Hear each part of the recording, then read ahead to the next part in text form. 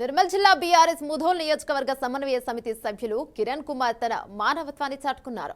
తల్లిదండ్రులు లేక అనాథలైన పిల్లలను ఆదుకుంటామని కిరణ్ కుమార్ తెలిపారు. అష్ట గ్రామానికి చెందిన ఈరభాయి అనే వృద్ధురాల్ని తండ్రి పెన్షన్ డబ్బుల కోసం హత్య చేసి జైలుకు వెళ్లినట్లు ఆయన తెలిపారు. కరోనాతో తల్లి చనిపోగా ఇద్దరు పిల్లలు అనాథలయ్యారు. ఇక విషయం తెలుసుకున్న BRS working president KTR Kiran Kumar ను ఆదేశాలు జారీ చేశారు. దీంతో బాధిత కుటుంబాన్ని పరామర్శించి 10,000 రూపాయలు నగదును అందజేశారు. పిల్లల చదువుల కోసం తన వంతు కృషి చేస్తారని కిరణ్ కుమార్ తెలిపారు.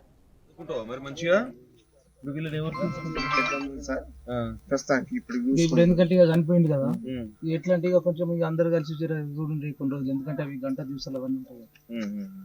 మొన్న వాళ్ళు లైసెన్స్ వాళ్ళు ఇప్పిండ్రు, వచ్చి తీసుకుపోతామని అన్నారు. ఇది అన్నోన్ ఫోన్ చేసి చెప్తేనే ఇంటికి వచ్చినాం, తెలిసింది జరిగింది. ఈ పేరు గంగాధర్, పుష్ప గంగాధర్. నువ్వేం చేస్తావు? జీతం ఉన్నావు? ముందు నుంచి జీతమే ఉన్నావా? చిన్నప్పటి నుంచి ఎప్పుడు బంద్ చేసినావు?